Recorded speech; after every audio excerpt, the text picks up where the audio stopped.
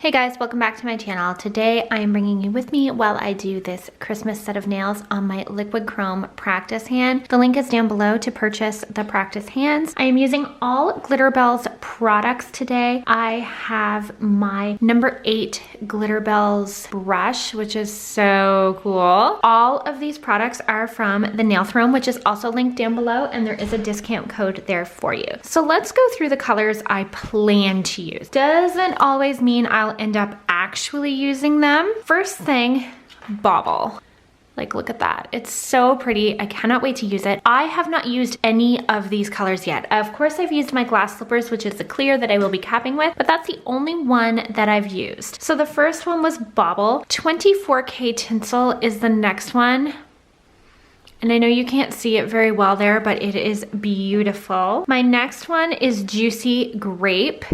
I'm gonna bring these all in together. Juicy Grape, Purple Smoke, and Deep Amethyst so that you can kind of see the difference in them. I'm kind of obviously going for a purple and gold theme. I also have All That Glitters. And then I will also be using Creme Brûlée because my gnome needs a nose. So the inspiration that I'm using today is from Vanessa_nails on Instagram, and she has a gnome here, and watching her little sped up tutorial just really made me want to try it. So I thought, why not today? Giving her the shout out. So let's get started. I have a fairly large bead of my Snowdrops White here. I really want to be able to do this all in one bead. You probably could do it in more than one. I just thought this would be so much easier. So I would suggest to you, if you don't have one picked up that's big enough, to just drop that and pick up another. I'm kind of shaping it a little bit. I've put it on medium dry. I didn't want it to run. I didn't want to waste time pulling the liquid back out of it. I'm kind of leaving here and wiping my brush to pull the liquid out of it. I do want it to start to dry a little bit, kind of just forming it a little with my brush. It basically kind of laid down the way I wanted it, so I'm really not doing a whole lot with it. Flattening it down, but making sure it's not at that point where it's still going to rest and migrate. Not really move, but just migrate, how acrylic will sometimes do.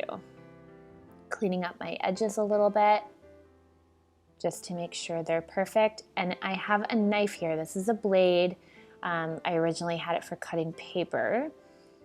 And actually, when I start into this, I'm surprised at how dry it already is and how much it doesn't actually want to do anything for me. So I start putting a little bit more pressure. You've seen me move my finger underneath the tip, and I kind of start to learn what I need to be doing in order to make the lines that I want in this process. So I kind of get just a little bit more aggressive with it, with the pulling and with the blade. It ended up turning out exactly like I wanted it, especially when I got down here to the bottom and kind of started pulling at the bottom. It gave it that rougher kind of bearded look that I wanted. I'm actually being quite aggressive with this. Like, I a couple of times kind of have to reposition the tip to hang on to, because I am being quite aggressive with it, especially as it dries more.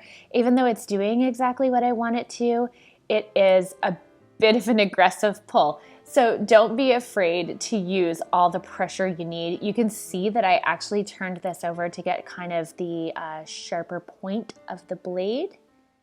And that worked really well for me as well.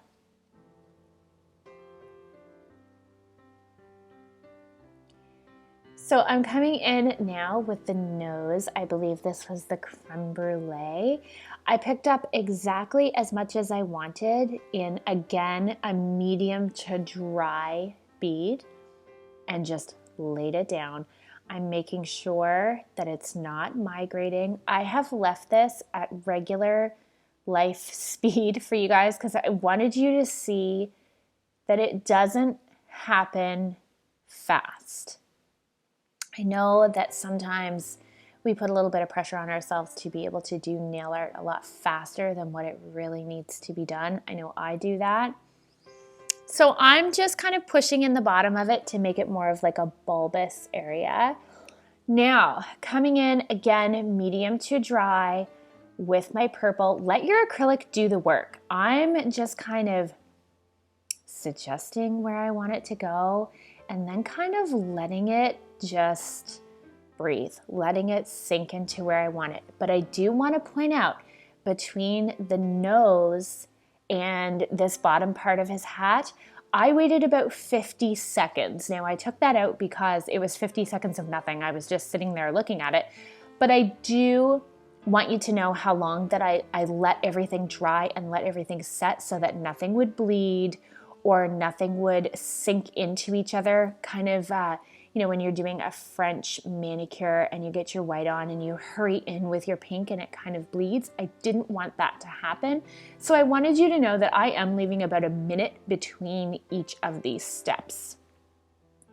So this is the top part of the hat. Again, this was about a minute later, and just suggesting where that needs to go, not overworking it, because then like sometimes the finish will get a little muddy on them, and I didn't want to see that happen because I knew I would have to start the entire thing again. I really want to make some more of these. I really would like to make some in different colors. I thought it would be cool to maybe try to make, I don't know, add some sparkle in there or something. I haven't really sat down and really thought about it, but I would like to make more of them. So again, you can see me waiting here just a little bit, letting that mattify and making sure that it's not going to migrate anywhere or run anywhere. So this is a fairly dry bead of white, and I ended up getting a little bit too much, and I was able to take that off, which this is why you need to make sure your layer below it is dry or on the dry side, because had that purple layer still been on the wet side, I wouldn't have been able to wipe that white away like that. It would have left a residue. So that is why you need to make sure that it's a little bit dry. Give yourself lots of time. So I'm letting that sit a little bit, and then I am going to come in with my razor and try to make it a little bit textured like the beard, which actually worked out pretty good. I could have left it in pictures. You probably can't see much difference, but I just thought it would be cool to have a little bit of texture in there. Looking back, I think it would have been really neat to maybe do that with a gold sparkle, but that wasn't really, I was just looking to get that on there and figure out how to do it. Now, I do want to address that I didn't get to show you guys the rest of the nail art on the fingers. As I was editing the footage, I realized every single bit of it was out of focus. But I left in the beginning showing you all of the colors that I used so that you would know. I didn't want to take that out because, I don't know, I thought it would be cool for you guys to be able to use the same colors if you wanted to. I'm so sorry that footage didn't work out. I really wish it would have, because they were really fun to create, but you do get to see them in the end.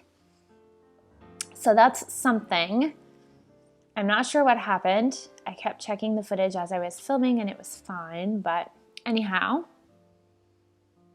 I think he is just so cute. So these are the other nails. I'm pulling them out of the hand just a little bit to be able to top coat, because I don't want any top coat to get on the practice hand, and I wanted to be able to top coat right up in under. I really like those snowflakes. Those were a clear jelly stamper snowflake. They were kind of fun. And I actually did them in like the frosted white. I didn't mean for them to look silver because the gold that I'm using on here. They do look a little silver in the picture, and in person they look quite white. So I'm really glad you guys were able to join me for this, and I really hope you enjoyed it, even though it was only the gnome and not all of the nails. Again, so sorry. But if you want to check out any of my other videos, there's a couple linked below, and there's going to be a few linked up above in the cards. I hope you will check those out, and please make sure you subscribe. The link for the practice hand is down below, and and I hope you have a great